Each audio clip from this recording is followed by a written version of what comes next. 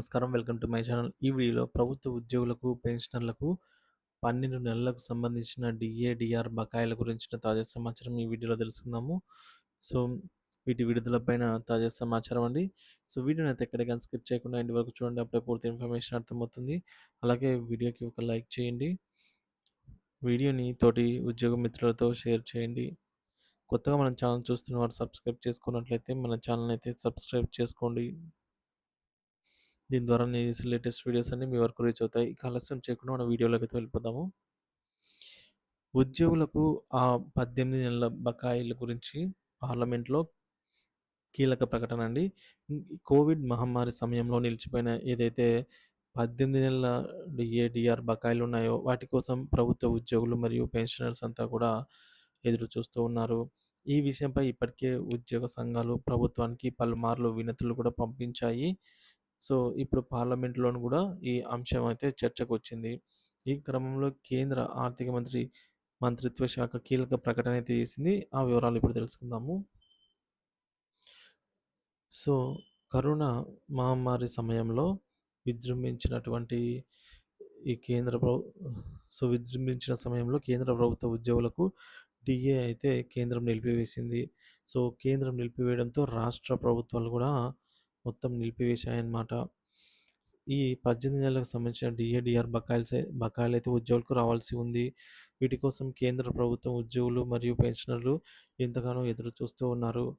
ఇక dearness allowance అలాగే బకాయిల విడుదలపై అయితే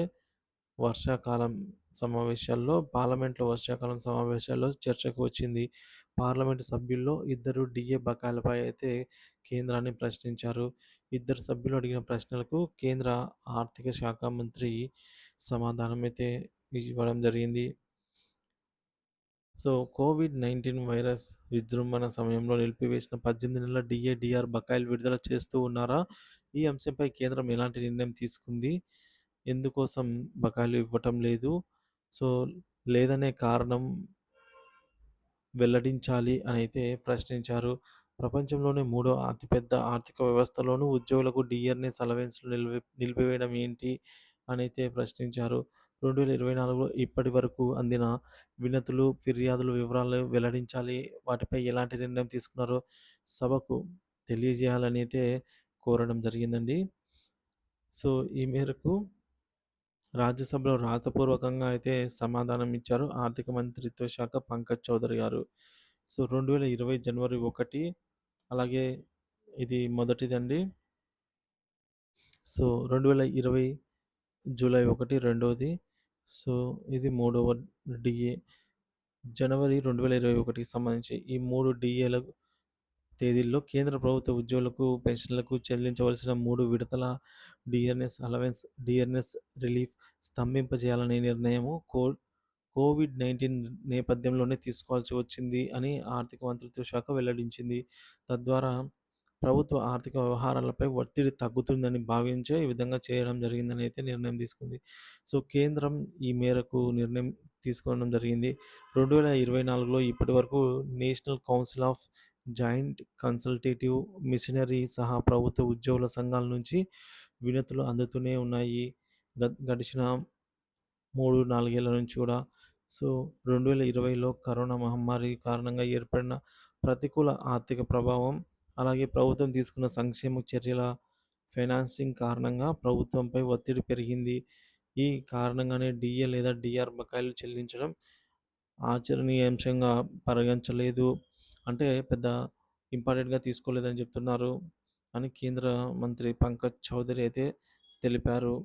ఇక 3 విడతలుగా విడుదల చేయాల్సి ఉన్న డీఏ, డీఆర్ బకాయిల విలువ విషయానికొచ్చినట్లయితే అక్షరాల 34,402,32 లక్షల సో, ఉంటుంది అని అయితే ప్రభుత్వ వర్గాలు తెలిపాయి. ఈ ఫండును ప్రభుత్వం కోవిడ్-19తో ఏర్పడిన ఆర్థిక ఇబ్బందుల కోసం వినియోగించినట్లు తెలిపాయి. మరోవైపు కేంద్రంలోని ఎన్డీఏ సర్కార్ మూడోసారి అధికారంలోకి వచ్చిన క్రమంలో తమకు డీఏ బకాయిలు విడుదల చేస్తారని ఉద్యోగులంతా భావించారు. ఈ క్రమంలోనే ఎన్సీజీఎం ఆధ్వర్యంలో 14 డిమాండ్లతో కేంద్రానికి రిప్రజెంటేషన్ అయితే ఇచ్చారు. అప్పటి వరకు అయినప్పటికీ గూడా ప్రభుత్వం నుంచి ఎలాంటి సానుకూల ప్రకటన అయితే రాలేదు. సో, మొత్తానికైతే పార్లమెంట్‌లో ఈ ప్రస్తావన అయితే వచ్చిందండి. ఏదైతే కోవిడ్ పేరుతో 18 నెలలకు సంబంధించిన డీఏ, డీఆర్ బకాయిలు ఉన్నాయో వాటి గురించి. సో, కేంద్ర ప్రభుత్వం ఇవ్వకపోవడంతో మనకు రాష్ట్ర ప్రభుత్వాలు గూడా ఇవ్వలేదన్నమాట. సో, కేంద్ర ప్రభుత్వ ఉద్యోగులే కాదు, రాష్ట్ర ప్రభుత్వ ఉద్యోగులు గూడా ఈ 18 నెలల డీఏ, డీఆర్ బకాయిల కోసమైతే ఎంతగానో వేచి చూస్తూ ఉన్నారు. ఈ క్రమంలోనే కేంద్రం ప్రకటించిన వెంటనే రాష్ట్ర ప్రభుత్వాలు గూడా ప్రకటిస్తాయన్నమాట. సో, కాబట్టి పార్లమెంట్‌లో ఈ అంశం గురించి అడగడం జరిగింది. మొన్న జరిగిన ఏదైతే పూర్తి స్థాయి బడ్జెట్ ఉందో అందులో గూడా ఈ ప్రస్తావన వస్తుంది అనైతే అందరూ భావించారు. పెండింగ్ బకాయిలకు సంబంధించి. కానీ బడ్జెట్‌లో ఎటువంటి ప్రతిపాదన లేదనమాట ఈ బకాయిల గురించి. సో, కాబట్టి ఉద్యోగ పెన్షనర్స్ అంతా గూడా ఇప్పుడు అప్పట్లో కరోనా సమయంలో మీరు అవసరం కొద్దీ వాడుకున్నారు. ఇప్పుడు అంతా చక్కబడింది. పరిస్థితులు చక్కబడ్డాయి. కాబట్టి మాకు రావాల్సిన ఈ 18 నెలల డీఏ, డీఆర్ బకాయిలు మాకు చెల్లించండి. వెంటనే కాకపోయినా 3 దఫాలుగా అయినా చెల్లించవలసిన అవసరం అయితే ఉంది. సో, 3 ఇన్‌స్టాల్‌మెంట్ పద్ధతిలో అయినా సరే ప్రభుత్వం అయితే చెల్లించవలసిన అవసరం అయితే ఉందండి. సో, కాబట్టి మనకు కేంద్ర ప్రభుత్వం ప్రకటించిన వెంటనే రాష్ట్ర ప్రభుత్వాలు కూడా దీనికి సంబంధించి ప్రకటన చేసే అవకాశం ఎక్కువగా ఉంది. సో, కాబట్టి ప్రభుత్వం పైన అయితే ప్రస్తుతానికి ఒత్తిడి బాగా పెరిగిందనమాట వీటి గురించి.